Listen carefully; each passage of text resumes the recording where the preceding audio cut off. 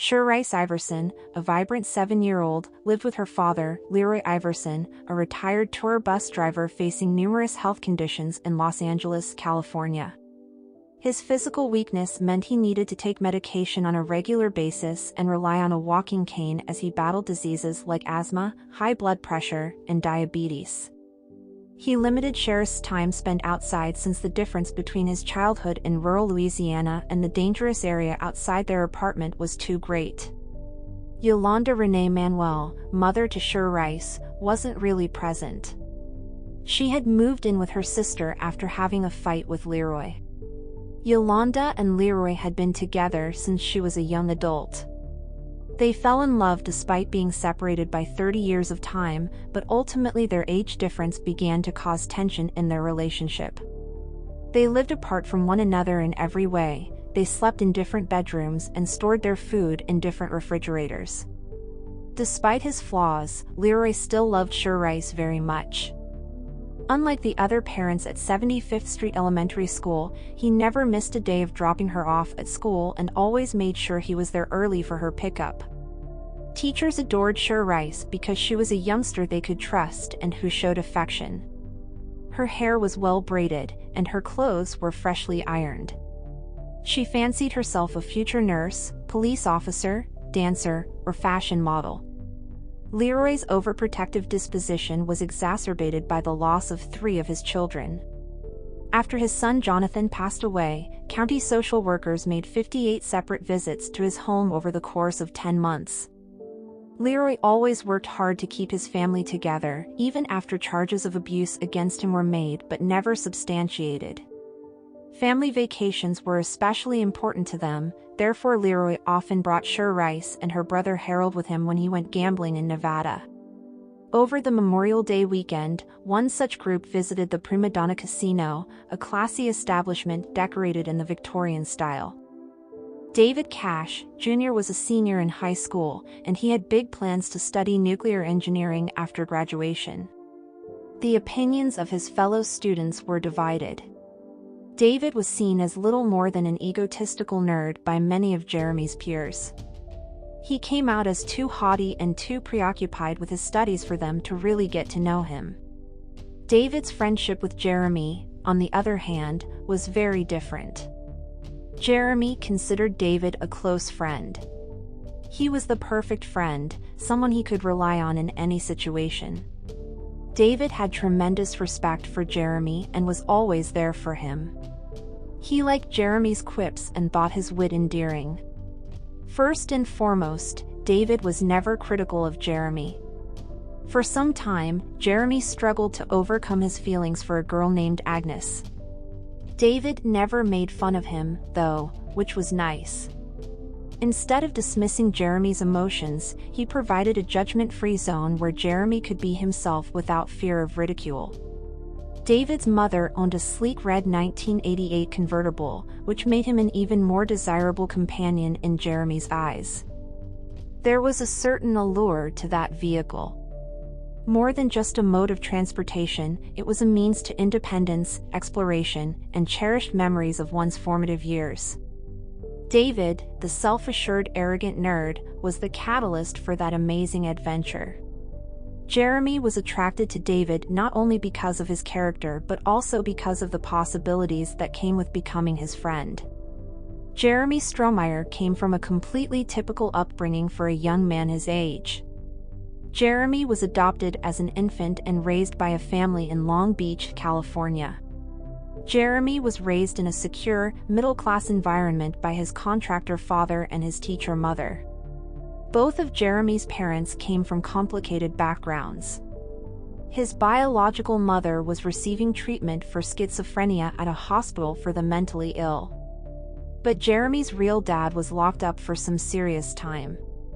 Even though Jeremy didn't have a normal upbringing with his biological parents, he was nevertheless influenced by his environment.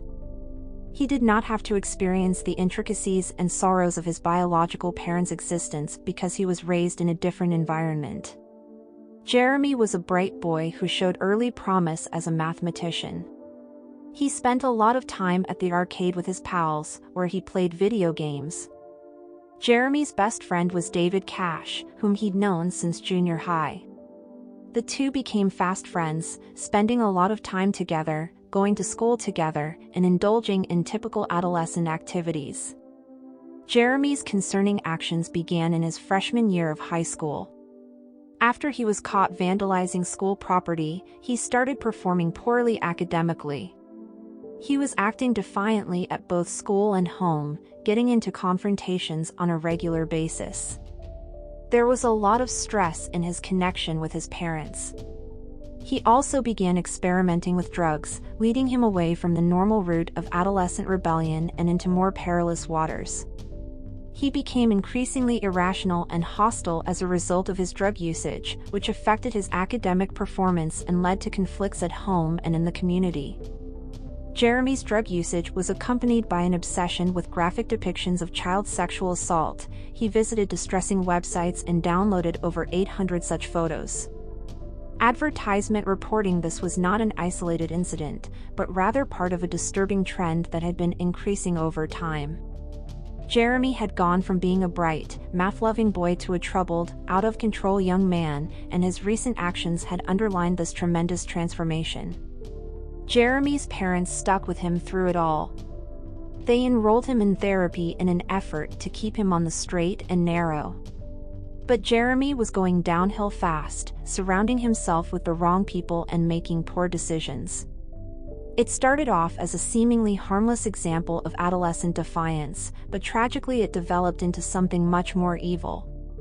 At the age of 18, Jeremy had lost any sense of responsibility. A risky and irresponsible attitude, coupled with a lack of concern for the outcomes of his acts, had evolved in him. A beautiful and innocent girl named Sherrice Iverson would suffer greatly as a result of the sad turn his life was about to take. On May 25, 1997, Sherrice and her family went to the Prima Donna Casino for a fun night out. They didn't know it, but that was the last time they'd ever see her beaming smile or hear her contagious laughter. The casino's well-kept courtyards made it a place where Leroy felt comfortable letting his guard down. When they got there around midnight, Leroy left Sherrice with Sherrice's older brother Harold to go play the slot machines. While waiting for David's dad at the Prima Donna, Jeremy Strohmeyer and David Cash started to feel restless. The two teenagers were so bored that they decided to do something crazy to pass the time. They urinated on two innocent coin-operated arcade games to release their pent-up aggression. David decided to go for Big Bertha, a game in which players try to get balls into the mouth of a huge woman dressed in a polka dot attire. Jeremy, possibly reflecting his boyish interests, went with a game centered upon helicopters. But it wasn't the end of his immaturity. He stepped it up a notch by shooting at a harmless electrical outlet. Their coarse antics, indicative of the onset of adolescent rebellion, caused them to split into fits of laughing. Their light-hearted banter permeated the room, providing a dramatic contrast to the tragic events that were to come. Sherrice's two teenage brothers saw her playing video games in an unattended arcade while her family was busy enjoying the casino's other attractions. The evening's sad climax was the result of a chain reaction. Sherrice Iverson and a young boy were having a nice paper wad fight not far away. Jeremy had to get in on the action, so he threw a crumpled piece of paper at Sherrice. Sherrice, dressed like a sailor and wearing black cowboy boots, started rushing away after the prankster. They played tag for over 11 whole minutes. As the arcade's video games mimicked space battles, racing vehicles, and heroic face-offs, they zigzagged up and down the aisles. A tall, blonde, upper-class youngster from Long Beach was seen playing with a small, dark-skinned girl from South Central, whose father relied on disability payments to get by. Sherrice, who weighed in at a scant 46 pounds and stood just short of 4 feet, was completely overshadowed by Jeremy, who was about 2 feet taller and 100 pounds heavier. At precisely 3:47 in the morning, Sherrice hurried to the nearest female urinal. Meanwhile, her half-brother Harold, age 14, was overheard talking to a young lady. Jeremy paused at the water fountain, drank a large glass of water, puffed deeply on his cigarette, and then followed the young girl into the lavatory. The game continued inside the lavatory, with Sherrice and Jeremy hurling wet paper towels at each other. A yellow plastic wet floor sign was then thrown at Jeremy by Sherrice in good fun. David, one of Jeremy's pals, just came in from using the facilities. David witnessed a horrifying event. Jeremy was dragging Sherrice into one of the stalls with great effort. David could see Jeremy detaining Sherrice from the adjacent stall, with one hand covering her mouth while he molested her with the other. David left the bathroom after witnessing the horrific event. Did David try to tell someone or stop Jeremy right away? You'd assume so, but he actually didn't. Instead, he walked away from the arcade and the restroom and sat down on a bench outside. The sound of the bathroom door opening startled Jeremy. He swiftly sat on Sherrice's tummy and crossed her legs behind his own so that it looked like he was merely using the restroom. While doing so, he felt Sherrice gasping for air under him and instinctively covered her mouth with his hand. He looked through the opening and spotted two women inside. Jeremy's focus returned to Sherrice when the women had left. He observed that her breath was labored and irregular. He figured she was out of her mind. He reasoned that allowing her to spend the remainder of her life in a vegetative state was worse than killing her. He twisted her head with both hands because that's what he'd seen in movies. It appeared like Sherrice was still alive. He twisted even further. He threw Sherrice's clothes, including boots, jeans, and underwear, in the john. He picked her up and sat her on the commode. Her arms were crossed across her legs in a horrifying attempt to look relaxed. Jeremy rejoined David 20 minutes later after using the restroom. Then, Jeremy hit David with a bombshell. He admitted to killing Sherrice. The happy mood the two friends had been sharing was abruptly disrupted. Sherrice's body was discovered in the arcade bathroom of the casino at around 5:30 the next morning. Her clothes were off, her neck was broken, and she was sitting on the toilet with her feet in the bowl. Both Sherrice's father and the security guard had hoped to revive her, but she had already passed away. When news of Sherrice Iverson's brutal murder spread, a frightening manhunt was launched. Las Vegas police were so desperate to solve the case that they made the casino surveillance footage public. Two of Jeremy Strohmeyer's Long Beach classmates identified him after seeing the videos on the television. 3 days after the incident at his house, police located and detained Jeremy Strohmeyer. First-degree murder, kidnapping, and sexual assault on a minor were among the serious charges against him. The cops were resolved to have him face the repercussions for his cruel act. Jeremy admitted under interrogation that he had sexually assaulted Iverson and strangled her to silence her cries for help. According to the police, he gave up his right to be represented by counsel during questioning. His attorneys then attempted to have this confession thrown out on the grounds that he was not represented by counsel at the time, but the police insisted that he had knowingly waived his right to do so. Meanwhile, public indignation developed over David Cash, Jeremy's buddy who had witnessed the initial assault but had done nothing to stop it or report it. He was also questioned by police, but since he was under no legal obligation to interfere or report the crime, he faced no charges. Leslie Abramson was no ordinary lawyer and represented Jeremy.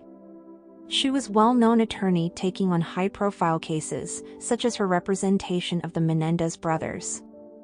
She used the excuse that Jeremy was so high or drunk that he couldn't recall what happened that night to defend him. Leslie went so far as to suggest that perhaps the real perpetrator was Jeremy's pal David. After all, David was the one who spilled the beans to Jeremy about what he allegedly did in the stall that night.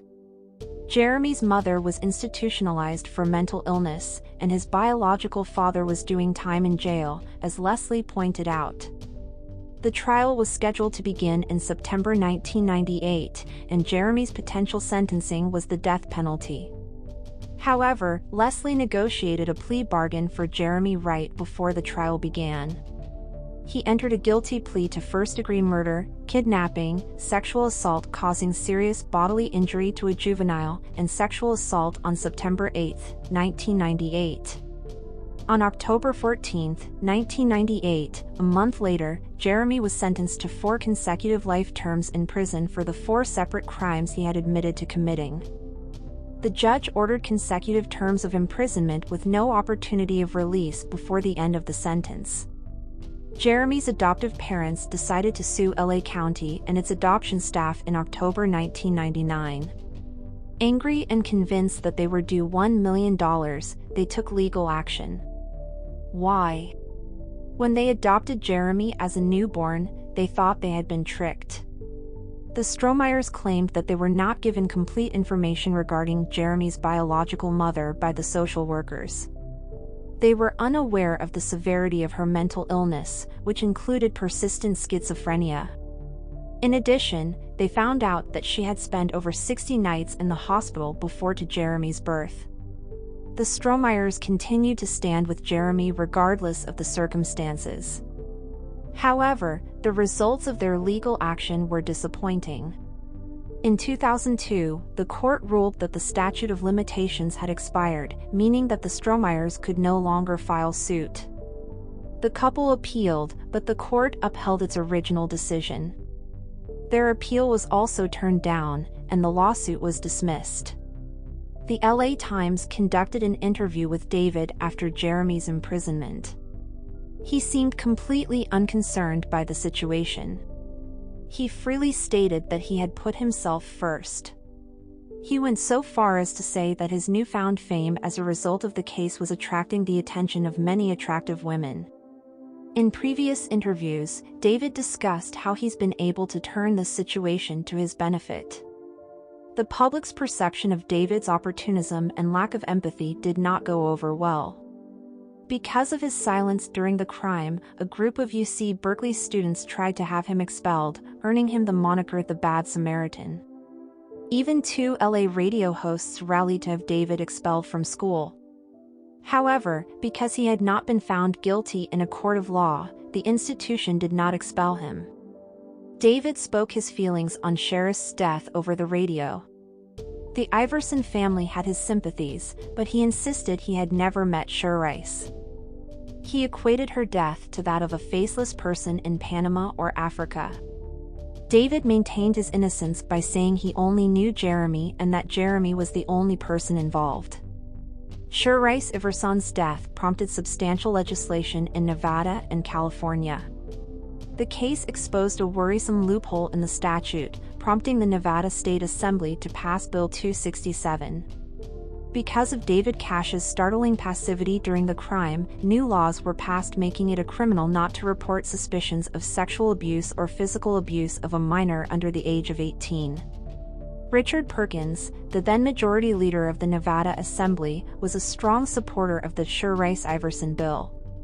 If you commit a crime of this sort and don't disclose it, you could face penalties and perhaps jail time under the new legislation. This landmark law finally became law in the year 2000. The murder of Sherrice also prompted legislative action in California. Assembly Bill 1422, also known as the Sherrice Iverson Child Victim Protection Act, added Section 152(3) to the California Penal Code. The new duty to rescue rule requires witnesses of homicide, rape, or any lewd or lascivious act where the victim is younger than 14 to report the crime to authorities. These legislative reactions show how the Sherrice case altered our understanding of and approach to dealing with crimes of this magnitude. The tragic tale of Sherrice's life has touched the hearts of many, both those who knew her personally and those who didn't. Her death should serve as a sobering reminder to all of us to keep a watchful check on the young and defenseless among us. Since Sherrice's death, many advocacy groups have emerged to channel the grief and anger over her death into constructive action. Their mission is to encourage people to think about the safety of children and each other more. The lessons we may learn from Sherrice's experience are especially relevant when it comes to keeping children safe in crowded areas. This is a rallying cry for adults everywhere to be vigilant and take responsibility for the safety of children in their care. The death of Sherrice has also highlighted the importance of strong support systems for grieving families.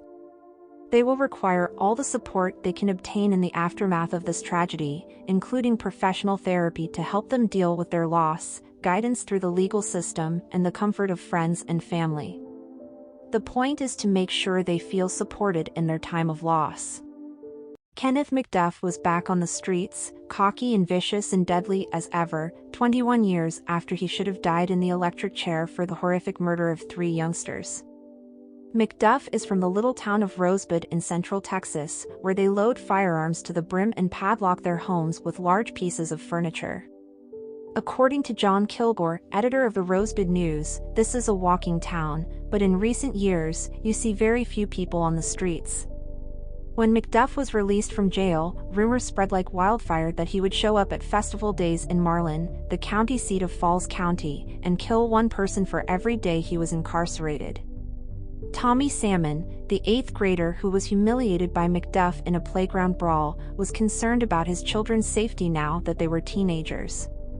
When the man who stopped McDuff from killing a young woman with a broomstick pressed the button on his phone's answering machine, he heard the sound of 3 gunshots, a dress rehearsal for what McDuff would do to a teenage girl in southern Tarrant County a few months later. Certainly, Kenneth McDuff had returned to town. In 1989, on October 11, longtime friend and Deputy U.S. Marshal in Waco, Larry Pamplin, called his counterpart in Falls County, Parnell McNamara, and said, "You're not going to believe what happened, Parnell." McNamara was stunned into silence as he tried to make sense of this seemingly irrational news. "They've paroled Kenneth McDuff. Have they gone crazy?" It seemed like there was no way around it. McDuff was the most brutal, sadistic, and remorseless criminal that either of these seasoned lawmen had ever encountered. He was not just another killer who had slipped through the cracks. Their father, the late Deputy U.S. Marshal T. McDuff, was close with McDuff, therefore their family has known him for over 25 years. P. McNamara and the late Sheriff of Falls County, Brady Pamplin, were among those who had witnessed McDuff's brutality firsthand. In 1966, Brady Pamplin shot McDuff's automobile to bits as he sought to escape capture for the 3 murders for which McDuff was wanted. Brady Pamplin's failure to eliminate McDuff at the time when he could have done so raised many eyebrows. As teenagers around the same age as McDuff, the experience left an indelible mark on Larry Pamplin, Parnell McNamara, and Parnell's brother, Mike, who is also a deputy marshal in Waco. Brady Pamplin was a legendary figure who had been a Texas Ranger before World War II and served as sheriff of Falls County for nearly 30 years. Parnell McNamara remembered how Brady Pamplin's voice broke as he described the killings to Parnell's father, TP. "He put a broomstick across the throat of that poor little girl up in Tarrant County and broke her neck just like you'd kill a possum." The lawman's anger sprang from the system's complete failure, from the many times McDuff had defied authority and sent it reeling. Law enforcement in Central Texas, including Brady Pamplin, had been dealing with McDuff since he was a youngster, during which time they had witnessed glimpses of his cruel nature and his complete disregard for the standards of civilization. In 1965, they believed they had him locked up for good on multiple counts of burglary. McDuff received a total of 52 years in prison time, but because he was only 18, his sentences will run concurrently rather than consecutively. McDuff became trustworthy in 3 months and was out on the streets again in under 10, a satisfied grin spreading over his face the entire time. McDuff embarked on one of his periodic killing sprees 8 months after he was paroled, taking the lives of 3 teens. As a result of the Supreme Court's judgment in McDuff's case in 1972, which virtually overturned all death sentences in the United States, his sentence was reduced to life in prison without the possibility of parole. 10 years after the killings, in 1976, McDuff was parole eligible. However, the parole board was under no obligation to release him, and few people expected that they would. The clock was on McDuff's side, though. After being denied parole several times, he finally was granted parole, and now police are saying that 9 women may have been killed as a direct result of his release.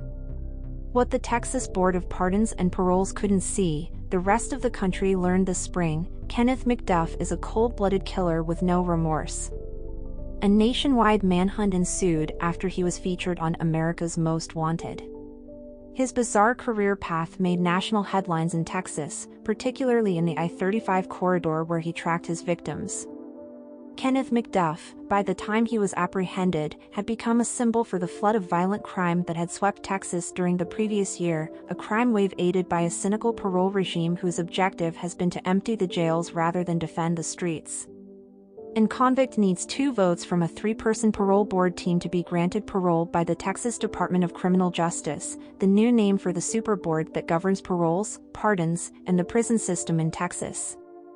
McDuff only received one of the 2 votes he required in 1979 and again in 1980, losing by what must have appeared to him a simple matter of bad luck. McDuff attempted to sway the parole board's decision the next year by giving $10,000 to one of its members. He was put on trial for his bribery attempt and found guilty. Even though he had been convicted of bribery and had 3 prior convictions for murder, the parole board still considered him a good risk for release. McDuff again came within 1 vote of freedom in 1984 and 1985. The parole board has refused to say what the new evidence was, although typically it would be letters of protest from the court and the prosecutor at his trial. He was finally granted a second vote in 1988 and approved for parole, but the approval was revoked when new material was obtained. After a year, the parole board decided to let McDuff back into society, shocking not only the trial officials but even the police. McDuff had not just slipped through the cracks in the system, rather, he had done so with the cunning and stealth of a scurrying rodent. Upon McDuff's release from jail and subsequent instructions to report to a parole officer in Temple, where his parents now resided, Sheriff Larry Pamplin made a bold proclamation. 3 days later, the naked body of 29-year-old Seraphia Parker was discovered in a field of weeds in southeast Temple, beaten and strangled. He told Parnell and Mike McNamara, "I don't know if it'll be next week or next month or next year, but one of these days, dead girl's gonna start turning up. And when that happens, the man you need to look for is Kenneth McDuff." Urged to roam when Kenneth was a kid, the McDuffs weren't the nicest people in town by any stretch of the imagination, but neither were they low-class slum dwellers. They toiled diligently, put aside a tidy sum, and were dedicated members of the Assembly of God. The elder Kenneth has a dad named J. McDuff, a cement finisher, raked in the dough during the 70s and 80s thanks to Temple's construction boom. Addie McDuff governed her 4 daughters and 2 boys with an iron fist, kept the family's finances in order, and ran a washateria directly across the street from their home on Main Street. John Kilgore, the editor of the local newspaper, reflected on the McDuffs' parenting style, writing, "The McDuffs were very dedicated to their children, attentive, protective, making sure they grew up knowing how to work and work hard. There were those who felt they were too cautious." To Addie McDuff and her 3 older daughters, Kenneth was like a youthful deity, exempt from the norms that governed their behavior. Kenneth was the youngest child in the family, despite having a younger sister. Kenneth was known by his classmates to always be well-dressed and financially secure. Later in life, his mother gifted him the noisiest motorcycle in all of Rosebud. When Kenneth was charged with the 3 murders in Tarrant County, his father, J. McDuff, said to a lawman, "If I believed he did what you say, the state wouldn't have to kill him." Clearly, J. McDuff did not share his wife's unwavering devotion to Kenneth. "Obviously, I'd do it myself." In the late 1950s, Kenneth's older brother Lonnie was the family's genuine troublemaker. He once threatened the well-liked but stern administrator of Rosebud High School, D.L. Mayo, and was then ejected down the stairs for being so rude. Rough Tough Lonnie McDuff, or Wuff Tough Lonnie McDuff, as Lonnie, who often found it difficult to express himself, loved to call himself. Lonnie was murdered by the ex-husband of the lady he was seeing while Kenneth was serving time for murder. In Kenneth McDuff's jail file, it is written that he was never taught responsibility or expected to follow rules as a child, and that if any trouble happened. As soon as the school tried to discipline Kenneth, Addie McDuff would storm in, screaming that the school was at fault and that Kenneth was absolutely innocent. She was known as pistol-packing Mama Macduff by her professors. Special education teacher Ellen Roberts says every teacher in school was afraid of her. The story of Addie Macduff brandishing a weapon and confronting a school bus driver who had expelled her son the day before for fighting was widely circulated in Rosebud. Whether or not the story is accurate, it shows how the Macduff family loomed large over the community. Kenneth enjoyed intimidating adults and bullying his peers. Kenneth was known to entice his classmates into a game of quarter flipping so that he could steal their lunch money, as one of his former classmates recalled. Kenneth's sixth-grade teacher apparently had an odd reason for sending him to see Ellen Roberts. There was absolutely no response from him, she alleges. He sat there unmoving and unresponsive, without even meeting her eyes. That's very odd to see in a young lad. Kenneth was not the smartest kid in school, his IQ was only 92. He often made jokes about his bad habits. A former classmate recalls that Macduff's maniacal laughter, at things that no one else found funny, would dissolve into a glare so hard and cold that it stopped conversation. This was like turning a light on and off, the classmate says, describing how Macduff would make sure everyone in class knew about it when he scored 0 on a test. Those who went to school in Rosebud and knew Kenneth Macduff in 8th grade will never forget the day Macduff dared Tommy Salmon to a fight after school. Tommy was well-liked by his peers because he was a talented athlete, a model student, and a man of few words who was difficult to anger. Macduff was baiting him for a fight. One day he was able to successfully embarrass Salmon in front of his peers when he bumped into him in the hallway between classes and called him a chicken shit. Ellen Roberts recalls, Kenneth was so hated that when word got around that he was going to fight Tommy Salmon after school down by the drainage ditch, my whole class talked of nothing else.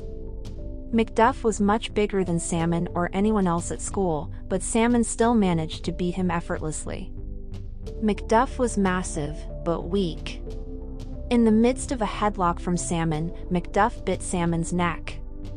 The day Tommy Salmon freed Rosebud from Macduff's bullying was immortalized in the town's annals. Kenneth stopped being a nuisance to Salmon and the rest of his classmates after that. A short time later, he decided to leave school for good and begin working for his dad. Kenneth's only close friend before or after he dropped out of school was his brother, who listened to his tales of how society had wronged him and gave him advice on how to respond, "Screw 'em," in Lonnie's words. Kenneth told Lonnie that he had raped a lady, cut her throat, and left her for dead in a ditch in the fall of 1964, when he was around 17 and spending his evenings breaking into buildings and prowling for sex. Lonnie encouraged him to forget about it and get some rest. Macduff was arrested for burglary shortly thereafter and subsequently incarcerated. If the parole board had known about the rape and attempted murder, they might not have released Macduff so easily in December 1965. After his initial release on parole, Kenneth Macduff endured a transformation that proved fatal. He was hardened and made to feel invincible by his conviction that he had committed murder and gotten away with it, as well as by the relatively light sentence he received for committing over a dozen burglaries.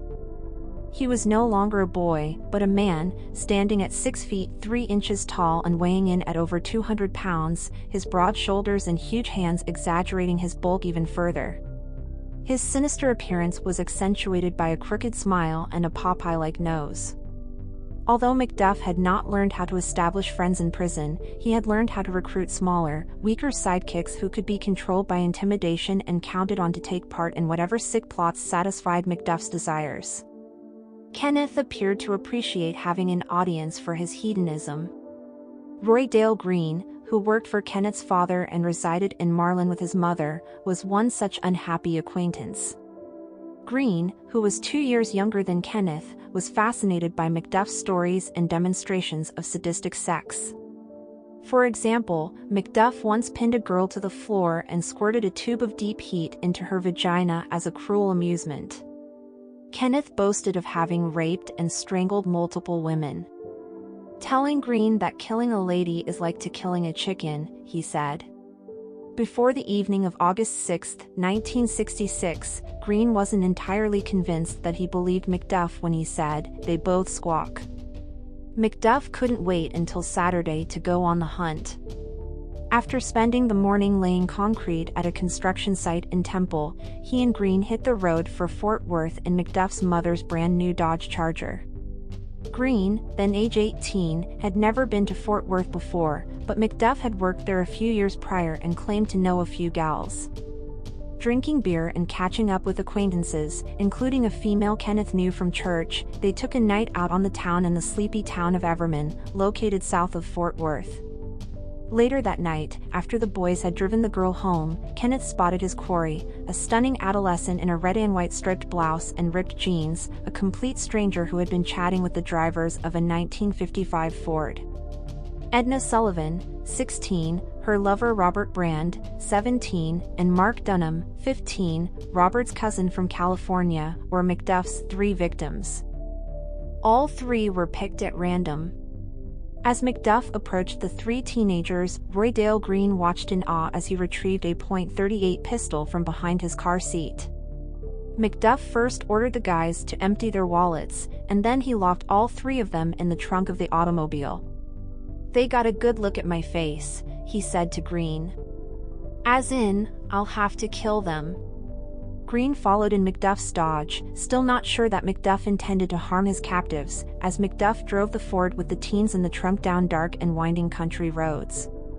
Suddenly, McDuff veered out into the distance, stopping in a field.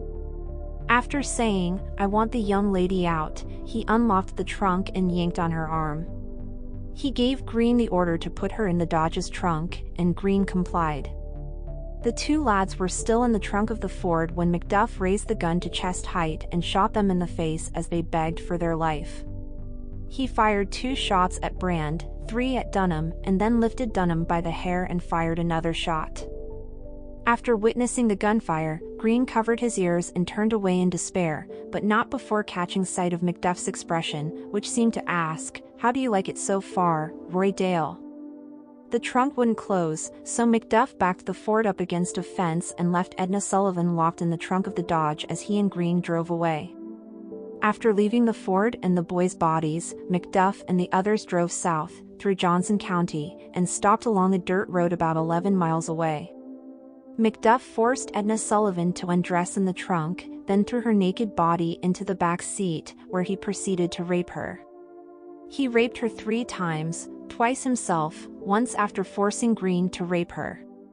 Green overheard the girls say only one sentence during this ordeal, "I think you ripped something," as McDuff brutalized her for the 3rd time.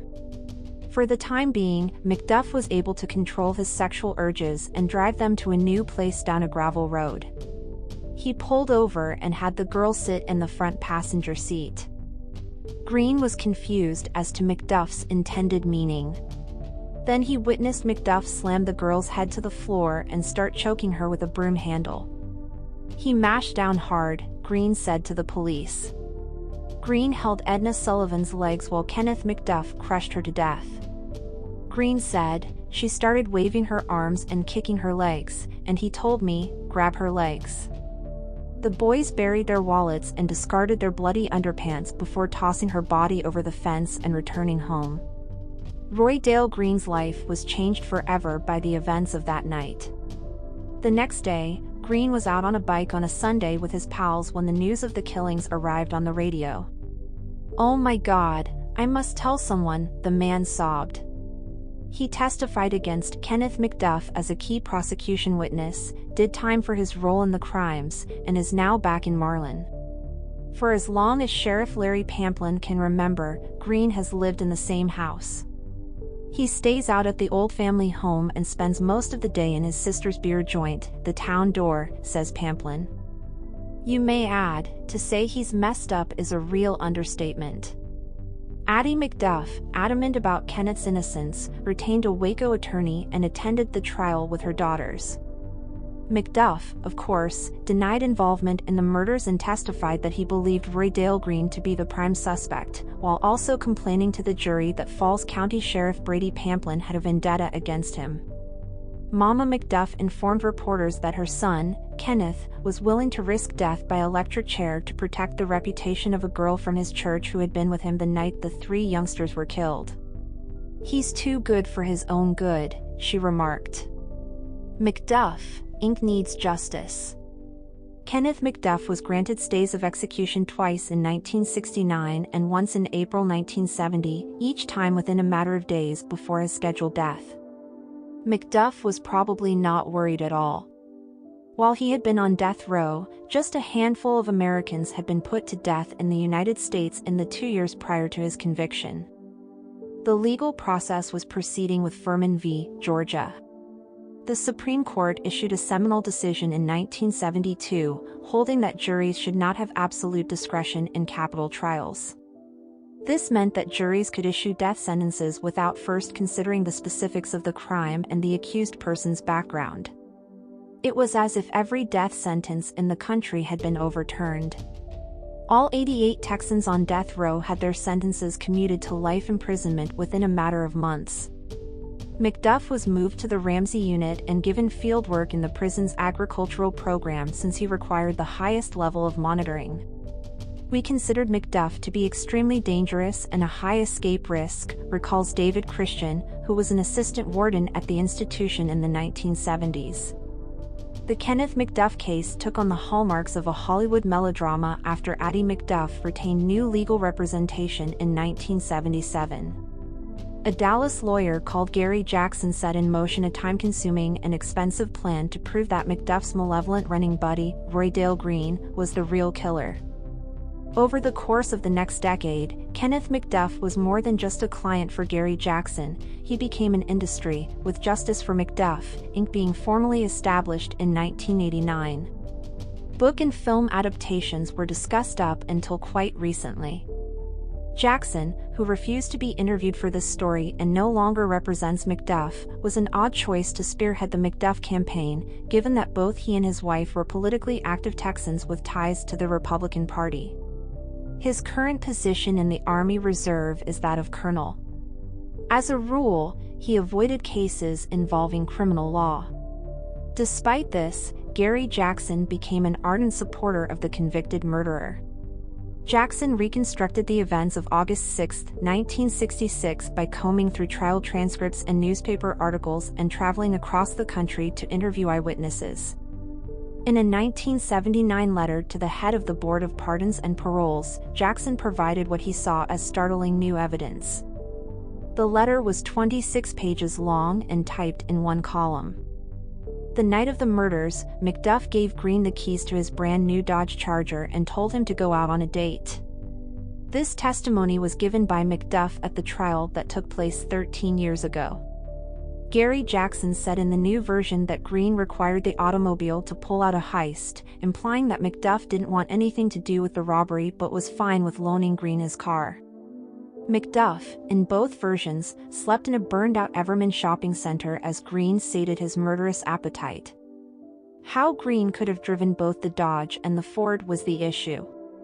To get around the seeming impossible, the attorney concocted a narrative in which Green met up with the teens he had met earlier that evening to engage in some underage drinking in the field where the boys' bodies were found. When Green and his new pals finally ran dry of beer, they abandoned the Dodge in the field and drove to the site in Johnson County where Edna Sullivan's body was discovered in order to drink it. That was where Green decided to act. At gunpoint, he made the lads get in the trunk while he raped Edna Sullivan. The boys opened the trunk with force while Green was distracted. Gary Jackson described how Green jumps out of the car and, without thinking, shoots the boys when he realized they were in danger. The 6 shots were a good dramatic touch, they always are in movies, because they showed that Green had run out of guns and was forced to resort to using a broomstick to kill Edna Sullivan. He then leaves her body there and drives back to the original spot, picking up the Dodge and heading to the shopping mall where Macduff is waiting, with the 2 lads still in the trunk. This plan also had the benefit of having all 3 killings occur in Johnson County, which was outside the jurisdiction of the judge and jury who found Macduff guilty. Even though Gary Jackson's letter swayed at least one parole board member to vote in favor of his client, Macduff, the board ultimately decided against granting release. In 1980, the Dallas attorney presented new evidence in the form of a writ of habeas corpus, citing multiple instances of jury misbehavior and tampering. One of the jurors was said to have brought a flask of needful intoxicant into the dorm where the jury was quartered in 1966, and the sheriff of Tarrant County allegedly visited the dorm to inform the jurors of another crime he believed McDuff had committed, according to a story published in the Old Fort Worth Press. In this case, the sheriff allegedly told the jury that they hadn't been allowed to hear about the rape and disfigurement because of stupid legislation.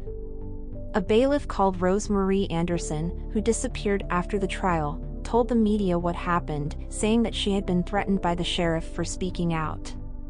Gary Jackson found the ex-bailiff in Arizona, and she rehashed her claims in a sworn statement.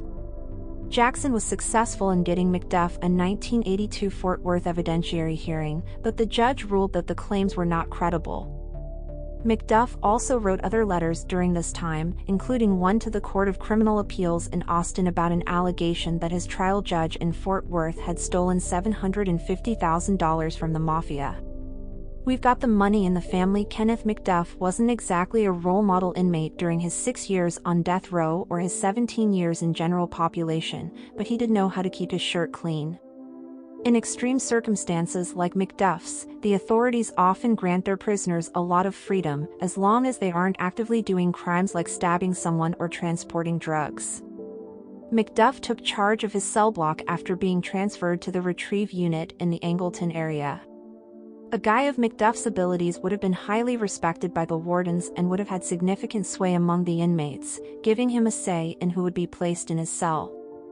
While incarcerated at Retrieve, McDuff's cellmate, or punk, as the slang has it, supplied him with whatever he needed in terms of sex and drugs, which he concealed in a red balloon pushed up his rectum.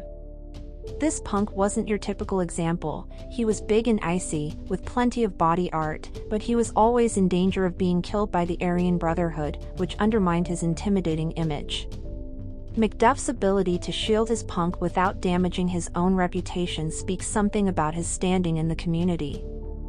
Kenneth McDuff was a natural at calculating angles. This parole board favored offenders who made efforts to better themselves, so this 8th grade dropout started taking classes through the mail. McDuff was usually the first to notice when the parole board's policies changed or when a new pattern emerged. One of the 3 parole board members would meet with a group of eligible offenders, conduct interviews, and then vote yes or no on each individual case before passing the files on to the second board member. Rarely do the members even try to talk about the situations between themselves. The requirement that the governor sign off on paroles has been eliminated since the early 1980s, when Bill Clements was in office. Inmate rumor had it that if a Clements appointee voted yes on an applicant he had personally met, at least one other member was sure to go along with him, and the governor would likely follow suit. Helen Kopitka, a parole commissioner since 1975, cast the lone vote in favor of McDuff's release from prison in 1980. Attorney Gary Jackson's submissions to Kopitka's parole board were persuasive. While Kopitka remained a member of the board after 1981, McDuff requested an interview with Glenn Heckman instead. Heckman was appointed to the position by Governor Clements in January 1980. Moments after being left alone with Heckman in the chaplain's office, McDuff made good on his promise to leave $10,000 in Heckman's car's glove box if he helped him escape from the dungeon. "You're the governor's man, and I know it. The word is that you've voted for me, and I'm leaving." Heckman, hearing McDuff's offer, said something to the effect of "I'll have to think about it" before heading to the office of the Brazoria County District Attorney, where he formally accused McDuff of bribery. This was McDuff's 3rd conviction, thus under the state's old Chronic Felon Act, they might have given him life in prison without the possibility of parole until 1992. Instead, McDuff once again shown his remarkable ability to sneak his way by authorities unscathed.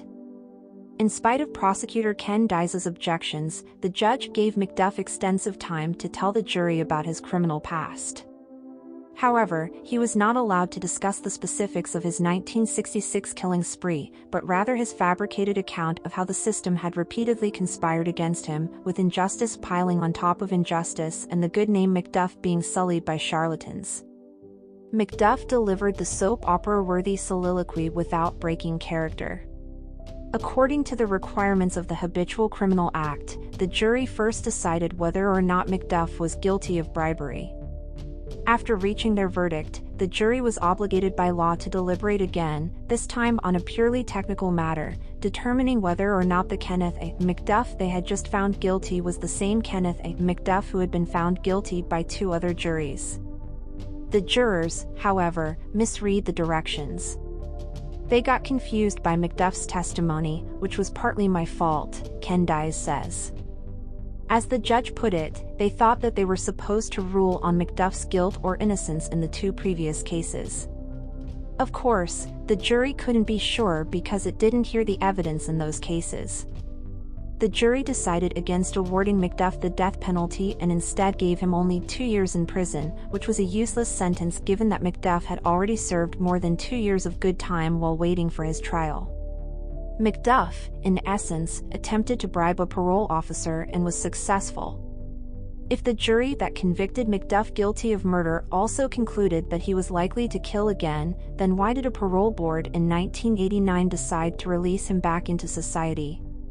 Basically, by 1989 Kenneth McDuff was only a number and not even a name or a case history.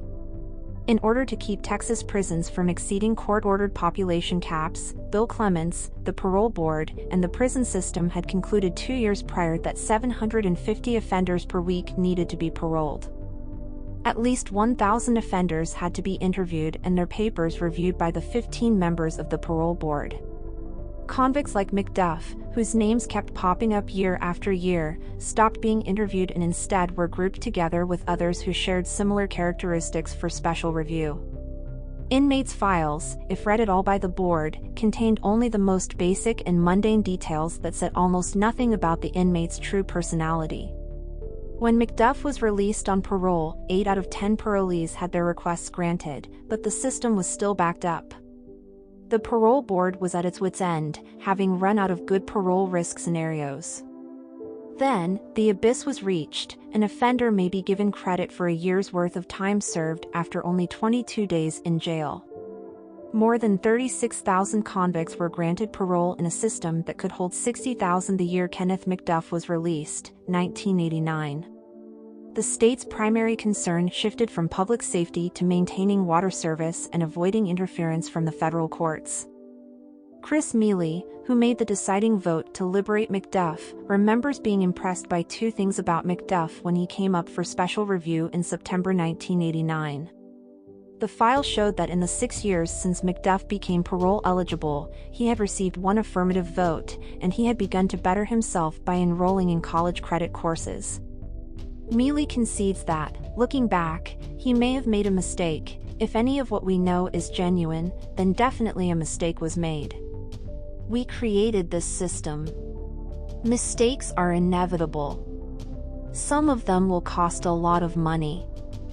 I wish I could go back and change that. However, twice the parole board missed opportunities to help Kenneth McDuff. 9 months after his release, in July 1990, McDuff was charged with a new crime, making a terroristic threat. Although this was a misdemeanor, it was a serious enough infraction to send McDuff back in prison for the rest of his life, as it had been committed while he was on parole. The accusation stems from a racially charged encounter in Rosebud's Main Street. After yelling racial obscenities at a group of black teens who were going about their day, McDuff chased one of them down an alley with a knife and threatened to kill him. Gary Jackson had to yell at his client McDuff to stop him from further damaging his claim of innocence as McDuff poured forth his hatred for blacks at his preliminary parole revocation hearing. In September, McDuff was sent back to TDCJ, but the system failed again. District Attorney Tom Sihan of Falls County, after consulting with Sheriff Larry Pamplin, took the fateful decision to withdraw the misdemeanor prosecution against McDuff and turn the matter over to the parole board. Most of his witnesses were too afraid to testify. Sihan labeled McDuff the most extraordinarily violent criminal ever to set foot in Falls County in a letter he addressed to the board, urging them not to reinstate McDuff's parole because he posed a continued threat to the community. Gary Jackson, however, formally requested that McDuff's parole be restored. He mentioned that the original charge that led to the suspension had been dropped. The subsequent events exemplified the worst aspects of bureaucracy. The board has delegated the authority to revoke and reinstate parole to its employees for many years, despite the fact that some attorneys believe this practice is unlawful. There was never any sort of trial, and no witnesses or advocates spoke up. There was no official vote on whether or not to restore McDuff's parole. Some unnamed hearing officer apparently saw no cause to continue holding Kenneth McDuff. Kenneth McDuff was released from prison on December 6, 1990. Don't make me. Even before they had hard evidence, Sheriff Larry Pamplin and his buddies at the Waco U.S. Marshal's Office, the McNamaras, knew that McDuff was on the loose again. The most frustrating part, adds Pamplin, is that we knew he was going to kill someone. It wasn't clear what they could do, and we didn't know when or where it would happen. Pamplin has jurisdiction until McDuff commits a crime in Falls County, and the McNamaras can only look into it if McDuff becomes a federal fugitive. Though they did what they could, the three lawmen nevertheless lost track of McDuff. At first, at least, McDuff was able to stay on good terms with his parole officer and generate little interest from other law enforcement agencies in his whereabouts. McDuff was constantly uprooting his life, whether it was to Temple, Rockdale, Cameron, Belmead, Tyler, or Dallas, to be near his mother or one of his sisters. He did so despite having no obvious means of support, buying brand new cars, spending lavishly, and mugging crack dealers on the street. His movements were so erratic that it was nearly hard for Pamplin and the McNamaras to link him to any one death. Weeks after the fact, they found out about numerous of the murders for which McDuff is now being held responsible. McDuff moved into a campus dorm in the spring of 1991 after enrolling at Texas State Technical College in Waco. Waco police didn't seem alarmed by the disappearances of other prostitutes in the region beginning at that time or in the months that followed, and they didn't seem to press McDuff with tough inquiries. Police saw a woman named Regina Moore yelling in the back of McDuff's red pickup truck as it sped by a roadblock, and though they tracked him down and questioned him a few days later, nothing came of it. Despite the fact that he had nearly blinded a fellow TSTC student through brutal beating and had threatened numerous others, nobody had reported him to the authorities. It was a sweet gig, being a student by day and a drugged-out scavenger at night with no one to challenge it. Then, a week before his final examinations, McDuff stopped trying to act cool. He left his tan Thunderbird parked at the New Road in south of Waco on the evening of March 1, 1992, and fled into the night. Melissa Northup, 22, was abducted from the convenience shop where she worked the same night. The store was located less than a block away. Weeks later, her body was discovered floating face down in a Dallas County gravel dump, not far from where her automobile had been abandoned by her murderer. A shallow burial in the woods behind TSTC contained the naked, horribly decomposed body of Valencia K. Joshua a few weeks after Northup disappeared. One of the prostitutes, named Joshua, went missing. On the evening of February 24, she was spotted walking around the TSTC campus in search of McDuff's dorm. The disappearance of McDuff struck the parole board and the public by surprise. Addie McDuff reported her missing out of extreme concern. The McNamaras, aware of McDuff's past, took swift action, and the system delivered this time. McDuff had supplied cocaine to an informant, which was a huge error that helped the police catch him. Waco's Assistant U.S. Attorney Bill Johnson filed charges of handgun possession and narcotics distribution against McDuff based on information from two confidential sources. McDuff had become a federal fugitive without realizing it, and that was enough for the McNamaras to start hunting for him. Already, 250 agents from the U.S. Marshal Service were working on Operation Gunsmoke, a nationwide initiative to arrest violent criminals. McDuff's nefarious grin made him a perfect candidate for Operation Gunsmoke.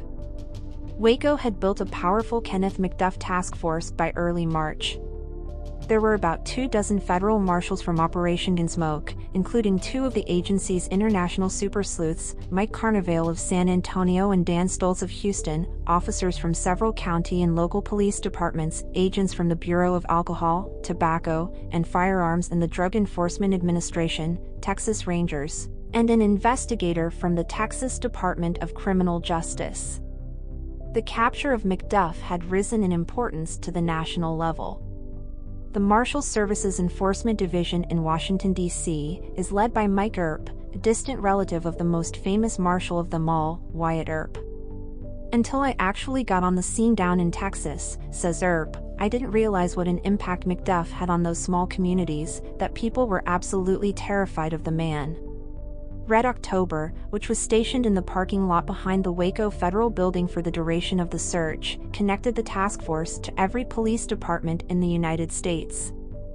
The Marshal Service is the nation's oldest law enforcement agency, having been formed in 1789 by George Washington.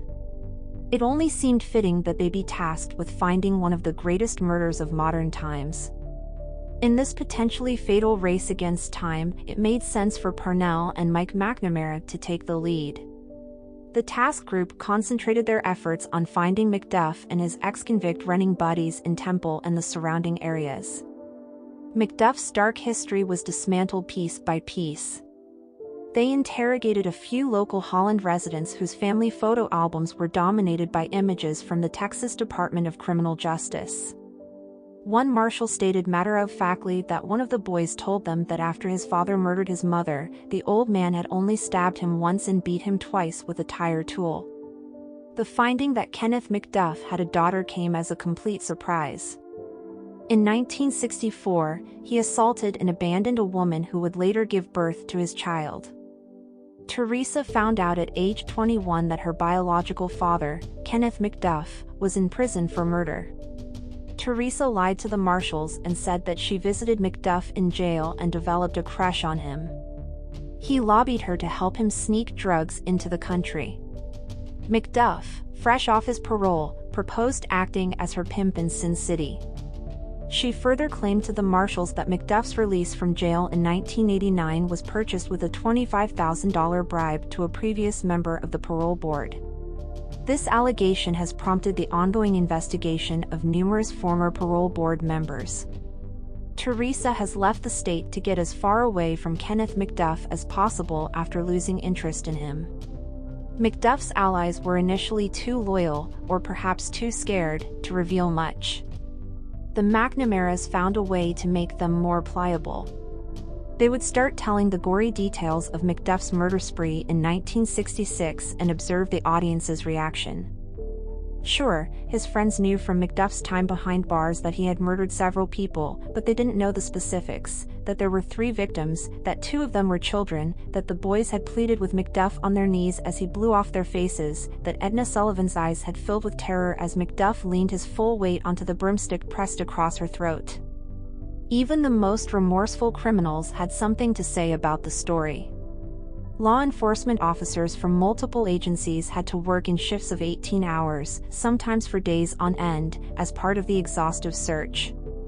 Rather than return to their hotel room, they would often spend the night curled up on the floor in the Waco Marshal's office. But gradually, they started piecing the puzzle together. In the parking lot of the Temple establishment Poor Boys Lounge, they were able to catch McDuff's ex-punk. In the end, they convinced him to tell them about a female drug dealer in Harker Heights, who put them in touch with a thug in Dallas, who revealed that he had spent Christmas Day in Austin with McDuff. This was a very intriguing discovery since it showed that McDuff had been in the capital city 5 days before Colleen Reed, 28, was kidnapped from a car wash west of downtown. According to eyewitnesses, McDuff's Thunderbird was the tan car with rounded taillights that grabbed Reed and drove off in the wrong direction along West 5th Street. One of the numerous ways McDuff flaunted his disdain for social norms was by driving the wrong way down one-way streets. Police in Austin were under intense public pressure to solve the Reed case, but they didn't consider McDuff a suspect because he hadn't been in town since October, as reported by their informants. However, McDuff was the obvious choice for the McNamaras. Looking for a second passenger in the tan automobile who matched the description of a Hispanic or dark-complected white male, they started going through McDuff's list of friends. They paused at Alva Hank Worley's name. Worley, a 34-year-old concrete worker and close friend of McDuff's, not only matched the profile but exemplified the type of passive, compliant companion McDuff favored. They thought of Hank Worley as a Roy Dale Green for the 1990s, someone troubled by his past actions yet willing to open up about them. The McNamara's and a Bell County Sheriff's officer went to the Blooms Motel south of Temple, where Worley and his daughter of that age were staying, late one night. The decision to wait until the wee hours was made for strategic psychological reasons. Worley's remark that he scarcely knew Kenneth McDuff confirmed their low expectations for his initial appearance. Hank Worley didn't flinch when Mike McNamara detailed McDuff's murder spree in graphic detail. Mike said to his brother in the car, that was not a normal reaction. Apparently, he knows something. For the next 2 weeks, the marshals and the deputy made surprise visits to the Blooms Motel, catching Worley off guard each time. This is called driving a suspect up, and it was a tactic Mike McNamara had learned over the course of his 21 years as a cop. Because criminals are generally unmotivated, you have to outwork them, work while they sleep, and leave no doubt in their minds about the relentlessness of your pursuit. And on their 5th visit, several marshals saw Worley and his pals cooking and enjoying several brews together. Mike McNamara saw Worley's daughter over his shoulder and began his diatribe with her in mind. Hank, you're hiding a kid killer, you know that? You're trying to shield a man who raped, beat, and strangled a young woman not much older than your own daughter. Imagine her laying on the ground with a broomstick across her throat, pleading with you to intervene and save the life of another girl. That's when Hank Worley started screaming. After Worley had collected himself, he explained that he and McDuff had driven to Austin 4 days after Christmas in search of drugs. They went on a pub crawl along 6th Street and into the University District before crossing Lamar and taking a side street south to return the way they came. Colleen Reed was washing her black Mazda when McDuff saw her in one of the bays at the 5th Street car wash. Like Edna Sullivan in 1966, she was picked at random. McDuff parked his Thunderbird in the space next to him and vanished for a short while. When he came back, he was holding Colleen Reed by the throat, raising her off the ground so that only her feet were visible. "Please, not me," she pleaded. McDuff pushed her into the back seat and sent Worley there to keep her under control after she said, "Not me." McDuff stopped his car a little distance from Austin and switched drivers with Worley. McDuff stripped Colleen Reed naked, snuffed out a cigarette between her knees, and began raping her while Worley drove down I-35. Worley had to switch positions again and saw that her hands were bound behind her back. Worley stripped naked and engaged in oral sex with McDuff while she drove. He eventually raped her. McDuff exited I-20 onto Texas State Highway 317 north of Belton to go closer to his parents' home. He pulled over to the side of the road and raped Colleen Reed once more. Once the young woman was able to get to her feet, she rested her head on Worley's shoulder and pleaded, "Please don't let him hurt me anymore." At that, McDuff grabbed her by the back of the neck, threw her into the trunk of the Thunderbird, and locked the door. Worley inquired as to McDuff's plans for the woman when he was dropped off by McDuff that evening. "I'm going to use her up," McDuff said with a grin. One of McDuff's favorite expressions, it implied he had murder in mind. Colleen Reed was last seen at a frame house, and police suspect that McDuff buried her there. Addie McDuff is still alive, however her body has yet to be located. The media got their hands on Worley's remarks, and the McDuff task force got the national attention it so desperately needed. 50 suggestions were sent after America's Most Wanted highlighted the search for Kenneth McDuff on May 1st. 3 days later, a viewer called police in Kansas City, Missouri, after realizing that the womanizing garbage truck driver Fowler was actually the Texas serial killer McDuff. A few hours later, McDuff gave up without a fight at the city landfill. Seraphia Parker, whose body was discovered outside Temple 3 days after McDuff was paroled, is the first of at least 9 women who investigators believe McDuff may have killed. In Waco, he is on trial for the kidnapping and murder of Colleen Reed, in addition to the capital murder charges for the killings of Valencia K. Joshua and Melissa Northup. When debating how to handle McDuff, both federal and state prosecutors agree that the prosecutor who can construct the strongest capital case should have the first opportunity to do so. Hopefully this time the system will make the proper call. Kenneth McDuff is the best case for capital punishment that has ever been presented. It was a snowy Friday night in late January of 2022 when John O'Keefe and Karen Redd entered the Waterfall Bar and Grill on Washington Street, the main strip in Canton. The couple had just finished up at another popular local bar, and this was their second stop of the night. O'Keefe, a big, brown-haired BPD officer, had been living in Canton since 2014 when his sister died of a brain tumor and her husband died of a heart attack 2 months later, leaving him to raise his niece and nephew. Reed, an equities analyst and adjunct lecturer at Bentley University who was originally from Mansfield but now spent a lot of time at O'Keefe's assisting with the kids, had been his girlfriend for the past 2 years. O'Keefe and Redd were already inside the bar when they saw some people they knew sitting at a high-top table close to the stage. Chris Albert, the town selectman who lives next door to O'Keefe, was there, as was his brother, BPD officer Brian Albert, who heads the fugitive apprehension team and was featured on TNT's Boston's Finest, and Brian's sister-in-law, Jennifer McCabe. All were natives of Canton, Massachusetts, a town of 24,000 people in the middle class located about 20 miles south of Boston, where high school and weekend sports are a major part of the social and cultural calendars of many families. As the storm approached that evening, the parents at the pub probably had a good idea that they wouldn't have to drive their kids to their usual Saturday schedule of sporting events. The band set a joyful and celebratory tone for the crowd. O'Keefe guzzled beers, while Redd guzzled vodka sodas. When the clock struck 12, almost everyone had to leave. However, the night was far from ended. Brian Albert said he was going home to celebrate his son's birthday by drinking beer with him and invited the others to join him. O'Keefe was hoping to prolong the festivities. Reed, who was weary, intoxicated, and hungry, wasn't as convinced but agreed to drive him anyhow. O'Keefe picked up a cocktail glass on the way out, drank from it, and then took the remaining liquid with him. Leaving footprints in the fresh snow, the couple made their way to Reed's black Lexus SUV and got in. O'Keefe typed the address, 34, Fairview Road, into Waze, and Redd got behind the wheel. O'Keefe got out of the car when they pulled up to Albert's house. However, Reed ultimately chose to depart.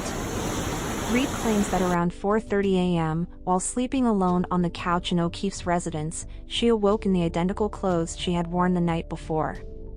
She looked out the living room window and saw the oncoming nor'easter. O'Keefe was missing while his niece slept upstairs and his nephew had a sleepover. To find out if McCabe had seen O'Keefe, Reed claimed she called her. While Reed did not have her direct line, he was aware that O'Keefe's niece, a close friend of McCabe's daughter's, would likely have it. She had no idea where O'Keefe was, so Redd roused her up and had her call McCabe, who confirmed Reed's worst fears. McCabe put the receiver down and dialed Chris Albert's wife, Julie, to see whether he had passed out at their house. While this was going on, Reed reached out to O'Keefe's longtime Canton friend Carrie Roberts. Neither of the ladies had run into O'Keefe recently. "Is he okay?" Apparently, in the text, she questioned. Following an hour-long search for O'Keefe, Reed, McCabe, and Roberts reunited at McCabe's house before piling into Roberts' car to go in search of O'Keefe.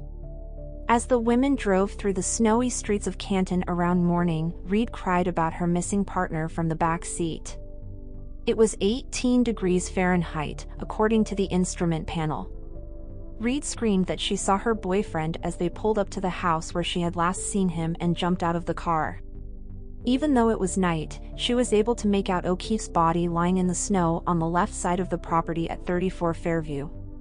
Reed went to him, got down on her knees next to him, and hastily dusted the snow off his body. She removed her own shirt and laid on top of him to help him overcome his chill. After running over to where O'Keefe lay, Roberts brushed snow from his face. While Roberts performed chest compressions, Reed began performing mouth-to-mouth CPR on her partner. His right eye was swelled and darkened, and there were bloody marks around his lips and nose. O'Keefe's black Nike sneaker and baseball cap went missing. At 6:04 a.m., McCabe called 911 and hurried over to O'Keefe with blankets from the car to keep her warm. Reed, her boyfriend's blood smeared across her face, yelled out McCabe's and Robert's names over and over as they waited for the ambulance. O'Keefe was transported to Good Samaritan Medical Center in Brockton shortly after the cops arrived. At 7:50 a.m., the doctors confirmed his death. After a few days of investigating, detectives arrested Red on suspicion that she had killed O'Keefe by running over his body with her Lexus. However, that wasn't the final chapter. 1 year later, the court case would explode on local news sites, spark protests, harm reputations, end friendships, and divide the community of Canton, tearing away the social fabric of the once close-knit suburb. Reed stayed on her parents' couch in Dighton for 3 days after discovering O'Keefe dead in the snow, unable to come to terms with what she had witnessed. Where did John go from here? She was asking herself that over and over again. According to Reed, she was devastated by his departure and unable to accept life without him. She dialed the number for her doctor and requested sleep aid. She had also used the internet to find and hire her lawyer, David Unetti. Later, when Canton native and lead investigator for the criminal probe state trooper Michael Proctor and his partner showed up, she cooperated with them. A Chevy Silverado pickup truck was parked in front of Reed's Mansfield home the day she got back from Florida visiting a close friend, according to Reed. She claims that roughly 6 more cars followed shortly after. A police contingent of around a dozen then arrived. Reed was arrested around 7:40 p.m. and taken in handcuffs to the Blue Hill State Police Barracks. After Red spent the night in jail, she was transferred to a holding cell at the Stoughton courthouse. Reed claims that she and Unetti looked over the charges while standing on opposite sides of the prison walls. O'Keefe's right arm had several bloody abrasions. He had 2 black, swollen eyes, a small cut above his right eye, a cut to the left side of his nose, a laceration to the back of his head measuring about 2 inches, and he had multiple skull fractures that had caused bleeding in the brain, as noted by the medical examiner. The deep red color of his pancreatic suggested that hypothermia had played a role in his demise. The rest of the information in the official reports was even more upsetting to Reed. According to witness interviews, Reed had told McCabe she hadn't dropped O'Keefe off at the Post Bar gathering at 34 Fairview, that she had last seen him at the waterfall, and that she and O'Keefe had gotten into a fight. Roberts claims in the charge statement that Red was so inebriated that she informed her the next morning that she couldn't remember anything from the night before, other than wondering if O'Keefe was dead or had been hit by a plow. Roberts also claims that Reed seemed inebriated the next morning. Roberts told police that Red showed them her damaged right taillight and said she didn't know how it happened the night before he, McCabe, and Red found O'Keefe's death. According to the report, when questioned how O'Keefe got his face hurt, Reed told the paramedic, "I hit him. I punched him in the face 3 times." A broken cocktail glass and several spots of blood were also discovered by authorities in the snow close to where O'Keefe's body had been discovered that morning, the report said. 2 pieces of red plastic and 1 piece of clear plastic, all consistent with the shattered taillight on Reed's Lexus, were discovered by the Massachusetts Special Emergency Response Team near the wreckage. Broken glass was found buried in the rear bumper, the right side of the rear tailgate was scratched and dented, and the right side of the rear bumper had 2 scratches and some chipped paint, according to the document detailing the car's seizure. After reviewing the evidence, police and prosecutors decided that Reed was under the influence of alcohol when she rear-ended her boyfriend and drove off. A bailiff arrived to get Red from the holding cell as soon as she and her lawyer finished reading the evidence against her. She claims he took her into Stoughton District Court with wide eyes and fear in her heart. Inside the courtroom were O'Keefe's family, friends, and co-workers from the Boston Police Department, including the uniformed BPD Superintendent-in-Chief Gregory Long. While her daughter was being arraigned on manslaughter charges, Reed's mother prayed on the other side of the aisle. Reed then stated her plea of innocence. While speaking to media outside the courthouse, Yannetti explained that his client was in a state of shock and that O'Keefe's death was an accident. There was no criminal intent, Reed claimed. She had fallen deeply in love with him. She's in utter despair. An altogether darker interpretation of the events quickly gained traction. Yannetti claims he contacted a tipster who had called his office on his way home from the arraignment. According to what Yannetti remembers, a man with a gravelly voice answered the phone and said something to the effect of, "Your client is innocent." Brian Albert and his nephew brutally assaulted John. They broke his nose, and when O'Keefe didn't come to, Brian and a federal agent dumped his body on the front lawn. Yannetti was at a loss for words. How likely was that?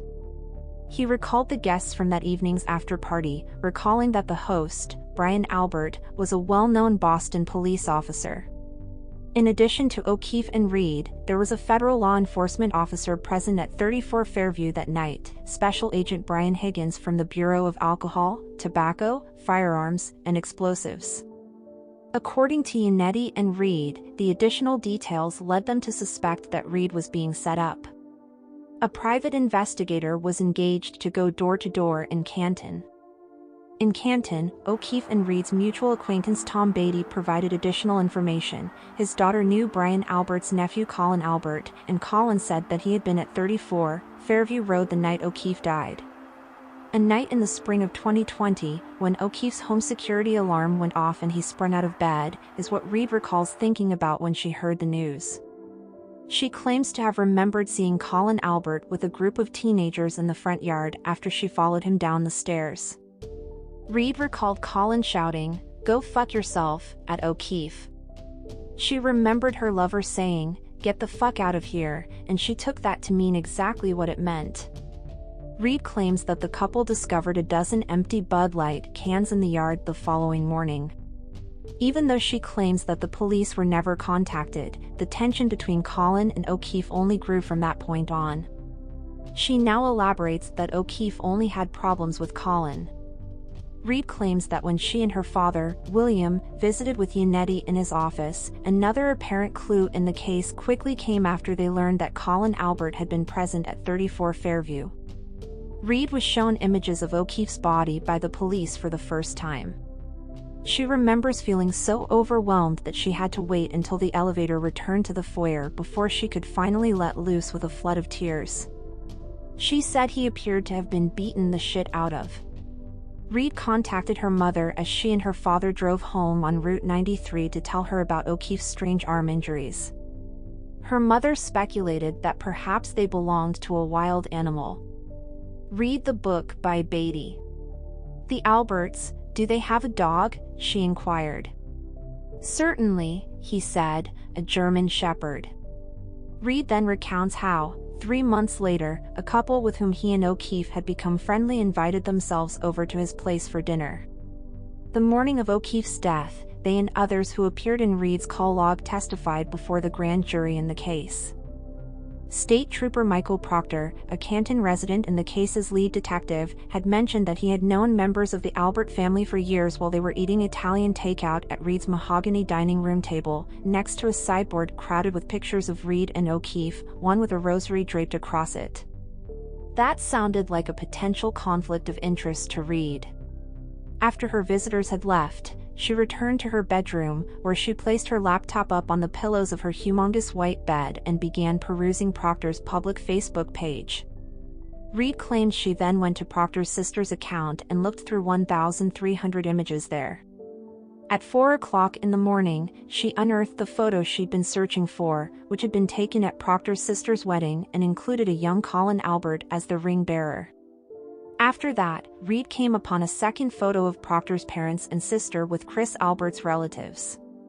No words could come out of Reed's mouth. She claims that as she sat on her bed contemplating the murder of O'Keefe, a theory emerged in her head that would ultimately prove her innocence. According to her account of events, tensions between Colin and other household members served as fuel for an in-house brawl later that evening. The German Shepherd belonging to the Alberts also leapt in, which could account for the family's strange arm injuries. The revelers eventually left O'Keefe outside to freeze to death. Reed was already convinced that she was being framed thanks to the tipster's information, but she had wondered who was really in charge. According to Reed, it was at this point that she realized Proctor was the key. Meanwhile, the prosecution has not abandoned its conviction that Reed is responsible for O'Keefe's death. The grand jury decided there was enough evidence to also charge her with second-degree murder, suggesting she had purposefully slain O'Keefe after reviewing the prosecutor's case. On June 9, Proctor and 3 other policemen came to Reed's house to make another arrest. Reed was now in risk of receiving a life sentence. She went home to take a long, hot shower after posting bail, which was set at $100,000. "This is actually happening," she told herself. The stakes were constantly increasing. Bigger, legally obtained firearms were what she needed, and she knew it. Reed sat at her computer, her fingers hesitating over the keys. 2 months later, she was writing an email to Alan Jackson, a prominent Los Angeles criminal defense attorney who had represented such high-profile clients as Harvey Weinstein and Kevin Spacey, and she wanted the subject line to capture his attention. It read, "Murder of a Boston Cop," typed by her. The plan was successful. After Jackson had received O'Keefe's autopsy through email, Reed, her father, and Yannetti all joined a conference call to discuss the findings. Jackson jumped in while Yannetti was summarizing the evidence, asking, "How the fuck are they saying he got these injuries?" O'Keefe's blackened, puffy eyes and the gashes on his arm made it look like Reed's boyfriend had been attacked by a dog rather than run over by a car. Reed's attorneys also noticed that the lead detective said he arrived at Reed's parents' house in Dighton at 4:30 p.m. In the original affidavit he filed in February, 6 months prior, and had her vehicle removed around 5:30 p.m., but the surveillance footage from the Reed's house, as well as the Dighton police report, proved that the correct time was closer to 4:12 p.m. According to Reed and her lawyers, Proctor had 78 extra minutes to break Reed's taillight and hide the shards at 34 Fairview before the CERT team arrived at 5:45 p.m. Jackson joined the defense team officially and started seeking for evidence that supported their new theory and cleared Reed of wrongdoing. They discovered odd behavior, such Brian Albert selling his house and getting rid of his dog after O'Keefe's death. McCabe voluntarily handed over her phone to the prosecution in February, but it wasn't until early March that they discovered what they believed a bombshell, a damning Google search. McCabe, as shown by the data, apparently Googled the phrase "hose long to die in cold" at 2:27 a.m. the evening of O'Keefe's murder. The 3 women didn't come across O'Keefe in the snow for several hours. The exact identical query was performed once more at 6:23 a.m. McCabe claims that Red asked her to look for it at 6:24 a.m. Jackson filed a 92-page document with the court on April 12 of this year, outlining the defense team's theory. Legal representation for Reed would have been more effective if the media had paid attention to their contention that there was more to the story than initially seemed. Their request was granted 5 days later. Aidan Kearney, aka Turtle Boy, a blogger, sat down in his Holden house surrounded by the plastic toys and board games of his young children and looked through the case documents after receiving many news reports telling him to research the O'Keefe murder. Kearney, the divisive figure behind TB Daily News, claims he understood instantly that this was the kind of story his ardent followers would enjoy. Kearney stayed up until 3 a.m. working on his article. Publication with the heading Canton Cover-Up, Part 1, Corrupt State Trooper Helps Boston Cop Cover Up Murder of Fellow Officer, Frame Innocent Girlfriend. Kearney's account outlined the argument given by Reed's attorneys to the court, in which McCabe instilled the idea in Reed's head that she might have unintentionally ran over O'Keefe, and in which Proctor was supposed to have planted fragments of Reed's taillight at the site. Kearney came to the conclusion that Karen Reed was innocent of the murder accusation against her because corrupt cops would see her rot in prison in order to cover up a murder of a fellow officer. Kearney anticipated his article's instant virality after publication. Indeed, he was correct. He claims that an overwhelming amount of traffic nearly brought down his website. While all was going on, back in Canton, the media storm was on the verge of splitting the city in two. The next day, rumors of a suspected conspiracy could be heard all around town, from the Shaw's Deli to the Brookmeadow Country Club golf course. Prior to Kearney's article, few people outside of close circles knew of O'Keefe's passing. It became the hot topic overnight, and people quickly took sides. The town's police had released a statement asking for calm, saying, "Have heard the same sensational accounts as our townsfolk." Head Helena Rafferty was responsible for writing the statement. To paraphrase, unlike defense attorneys, prosecutors and police are ethically constrained to what can be said outside of the courtroom. Kearney did not have any such limitations. His monthly page visits increased from roughly 1.5 million to as much as 4 million as he continued to write on the case. When he started airing Canton cover-up episodes live on YouTube twice a week, he saw an increase in views from 3,000 to 20,000. 2 weeks later, when Reed and her legal team finally appeared in court, the public mood had shifted in her favor. Outside the courthouse, many people were congregating. The crowd yelled, "Go get M, Karen," and another person added, "Stand tall, girl, stand tall," as Jackson recalled. Astonished, Reed looked to her legal counsel. The audience cheered as they left the courtroom. At this point, Jackson stood up and presented the defense's alternate argument, which was precisely what Kearney had posted. The witnesses in the case, those inside the house that night, had hidden evidence of the horrible events that transpired inside the home, resulting to O'Keefe's murder. Their mutual law enforcement acquaintance, Michael Proctor, then aided in covering up the crime and framing O'Keefe's girlfriend. Prosecutors countered the defense's theory with their own proof that Reed was guilty. Meanwhile, outside the courthouse, the citizens of the town were at war with one another. Parents who used to sit together at high school sports now look away and remain mute whenever someone with a different opinion passes by. The woman said, "My social group is really small right now because of this," adding that she, like many Canton residents, wished not to be identified for fear of repercussions in her area.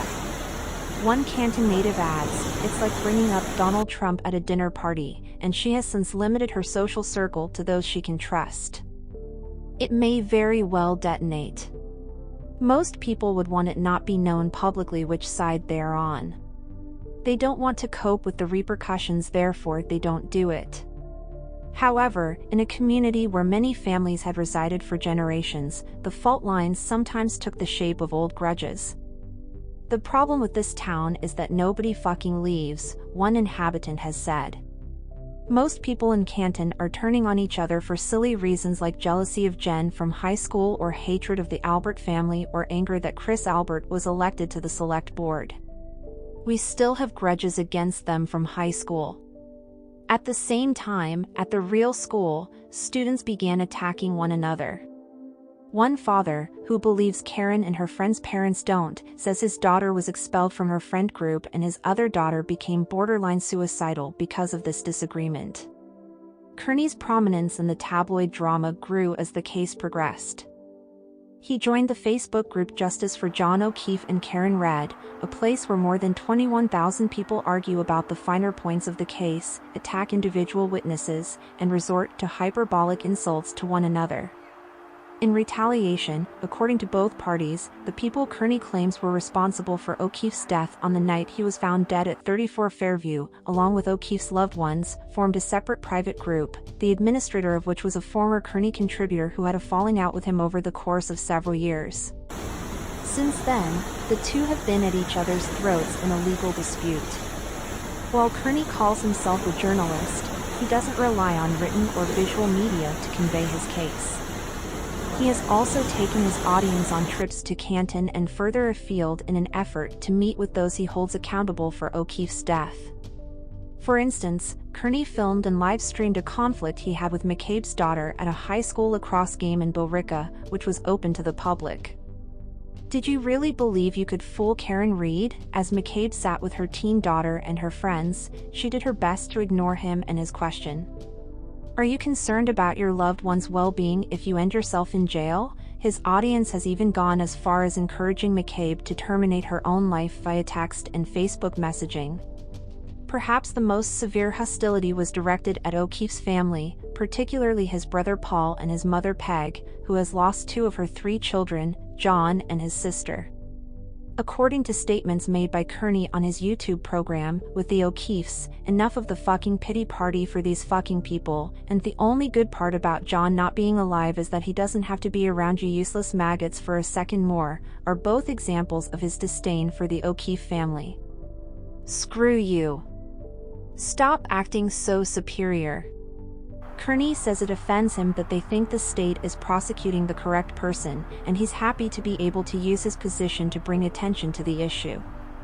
Because of his alter ego, Turtle Boy, the beauty of Turtle Boy is that I can do things in an unconventional manner that other journalists are restricted from doing, he explains. I thrive in the spotlight and enjoy acting and putting on shows. I was born to do this. On July 22nd, Kearney and a crowd of over 100 Norwood residents, from bearded grandfathers to infants in car seats, assembled in the parking lot of a Shaw's Grocery to demonstrate their support for his argument. A pun on McCabe's erroneous Google query. Then, while Turtle Boy fans watched online, approximately 50 vehicles set off on a rally through the streets of Canton. During the next 2 hours, Kearney visited the residences of Brian Albert, Michael Proctor, and Jennifer McCabe in his brand new Lexus. Kearney used a bullhorn to announce each stop and accused the people there of being complicit in O'Keefe's murder cover-up. At the Canton Police Department, the event came to a close. Vehicles driving by honked their horns in solidarity. Someone in a passing car threw an egg at the demonstrators from the window. A few days later, Kearney arrived in style, shouting into a bullhorn while wearing a gray hose long to die in cold t-shirt in front of the Dedham courthouse, where 100 or so people had been loudly protesting for nearly 2 hours under the blazing sun, holding homemade signs emblazoned with "DA Stop Lying" and "Way Beyond Reasonable Doubt." The driver's presence near the passenger door calmed the normally rowdy crowd, increasing the tension even further. He unlocked the door and Jackson, dressed impeccably, emerged. When Red came out wearing a sleek black suit dress and heels, he turned and extended his hand. She looked around at the onlookers and beamed as she made her way through the throng and up the stairs of the courthouse. As they passed by people wearing Free Karen Red t-shirts, the crowd began to boo O'Keefe's parents, who responded by lowering their heads. As soon as the courtroom's upper doors opened, onlookers filed in, filling the benches on both sides of the gallery. O'Keefe's loved ones, many of whom wore justice for J.J. buttons, sat across from Reed's supporters. While Reed and her 4 attorneys sat calmly at the defense table, Assistant District Attorney Adam Lally entered the room, red in the face and carrying a huge stack of documents. Lally argued several motions asking the judge to order Reed and her lawyers to turn over her cell phone data to the prosecution. Reed had called her lawyer Yannetti a few hours after O'Keefe's death, and even though the state police had taken her phone into custody 18 months prior, prosecutors had been barred from examining its contents due to the presence of privileged communication. The prosecution's interest in Reed's cell phone records is understandable. After all, it might indicate the people she spoke with and texted that night, as well as her whereabouts in the hours before she phoned McCabe the next morning. This is crucial since the prosecution claims that 15 incidents occurred in front of O'Keefe's Ring cameras between 6 p.m. and midnight. Between 6 a.m. on the morning of his death and the previous night. The following morning, but there is no footage of Red getting back to his house late the night before. Reed was seen driving toward the waterfall at 5:11 a.m. and then away from the waterfall at 5:15 a.m., which may be explained by data in her phone. In the direction of 34 Fairview Street and finally ending up at McCabe's that morning. What was she doing there, and had she already located O'Keefe's corpse? Considering the police officer who arrived in response to the 911 call had to use the spotlight on his car to see the women who were kneeling over O'Keefe's body, this could be the explanation for how she managed to find him in the dark. However, Reed's alternate explanation still has several potential flaws, even without the missing cell phone data. The argument that O'Keefe was assaulted inside 34 Fairview, for example, is predicated on O'Keefe and Colin Albert's purportedly tense relationship. Colin Albert, however, revealed to Boston in an exclusive interview that he left 34 Fairview Street just as Brian Albert was arriving, said hello, and got into the car of Jennifer McCabe's daughter, who drove him home. There was apparently no one else there at the time, not even O'Keefe, as evidenced by the court papers. Boston has seen his parents' texts confirming he was picked up at 12:10 a.m., and they say he stayed at home the rest of the night, disproving the theory that O'Keefe was killed inside the house mere minutes after his arrival due to his hatred of Colin, and that his friends then dumped his body onto the lawn in the snow to freeze to death. Reed's other argument is also undermined by the fact that, according to many Canton residents who knew both O'Keefe and Colin, the alleged animosity between them never existed. Furthermore, two sources allege that another youngster, not Colin, was involved in the conflict between O'Keefe and the rowdy beer-drinking teens on his lawn that Reed remembers. Also, a source familiar with the case claims that Brian Albert had already contacted a real estate agent about selling his house before the night O'Keefe was killed, dispelling any concerns that his actions on those days were related to the murder. Reed's attorneys claim that investigator Proctor planted evidence at the crime scene, although the prosecution has found several inconsistencies in this claim.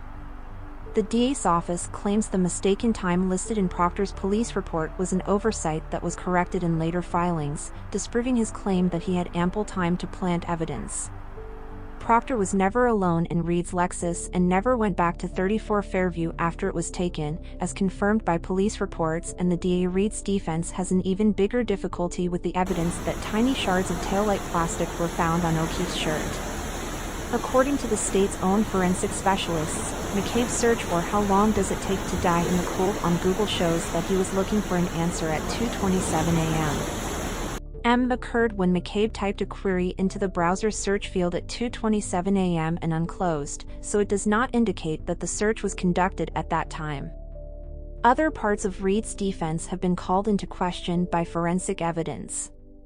The prosecution claims the medical examiner stated before the grand jury that O'Keefe's injuries were not the product of a struggle, but rather were abrasions brought on by blunt force trauma, as detailed in the court filings. The state also obtained information from Reed's Lexus indicating that she was traveling backwards at a high rate of speed when her vehicle struck and dragged the victim before speeding away from the scene. Reed's lawyers will have to explain not only the physical evidence, but also Reed's shifting story. Prosecutors claim that O'Keefe's niece, who Red awakened up to call McCabe, testified that Red lied to McCabe many times during their conversation that morning. It was still changing, too. Reed claimed to Proctor that she had a stomachache after dropping off O'Keefe at Fairview and that she did not see him return home. She told Boston she saw O'Keefe rush up to the home and enter via the entrance of the breezeway, that she waited about 10 minutes to hear from him, that it was copacetic for her to join him and his buddies, and that she departed when he didn't answer her calls or come back. Reed's group's theory relies on O'Keefe being inside the residence. Data from O'Keefe's phone, which was located on the ground next to his body, indicates it never left the yard, according to a statement released by Norfolk District Attorney Michael Morrissey. Red has maintained that she and O'Keefe were in a love relationship, but the prosecution claims that O'Keefe's phone indicates that Reed contacted him 50 times that night, leaving angry voicemails and shouting that she despised him. Another potential bombshell concerns ATF agent Higgins, who was also in the Fairview residence that night, and is buried in the paperwork. Many in Canton said he hasn't been heard from since O'Keefe's death night, and he was the only one present who hasn't been the center of Turtle Boy coverage. A person familiar with the texts has described some of them as romantic in nature, and he voluntarily handed over his phone to the authorities so they could read them. The fact that the trial is scheduled for March 12, 2024, and that the prosecution has evidence they haven't publicly shared and likely won't release until then, is not taken into account. Reed's defense team is asking the jury to believe that O'Keefe's then 14-year-old niece and a childhood friend of Reed's who didn't know any of the people the conspiracy is allegedly protecting conspired to frame Red. This includes officers from multiple law enforcement agencies, an emergency responder, several witnesses, a medical examiner, forensic computer experts, and Red himself. They need only raise a reasonable doubt about the prosecution's case. This could be the key to Reed's release. The trial hasn't even started yet, and it's already making the rounds in Hollywood. Reed has been filmed by Dateline for an upcoming episode that will air after the judgment, and Kearney claims that other documentary filmmakers, including several from Netflix, have sought him to interview him. In the meantime, the tabloid drama has Canton residents in a state of convulsion. On August 8, Canton residents crowded the second floor of Memorial Hall to voice their displeasure with Selectman Chris Albert, the Canton Police Department, and the media's portrayal of their normally tranquil suburb as a national disgrace. Police Chief Rafferty spoke up, saying that she understood the public's curiosity about the O'Keefe case given the scant details that had been made public, but that it was unacceptable for residents who had not been accused of any wrongdoing in the case to be bullied and harassed by either side under the guise of the First Amendment. After waiting a few weeks, Norfolk DA Morrissey sent a video recording of his follow-up. He sat in front of a bookcase full of legal texts and pleaded with the public to stop bothering the crime witnesses by mentioning material that challenges much of Reed's alternative theory. "We try people in the court and not on the internet for a reason," he added, adding that this was the first and only occasion in his career that he had ever been forced to record such a message. "There are no standards of proof on the internet. Perjury on the internet goes unpunished. And you can't trust everything you read online." A few weeks later, during a regularly scheduled select board session in town, a person cried into the microphone. "It's been a long 19 months, she said, adding that she hoped an independent investigation would help her town heal the rift caused by the crime.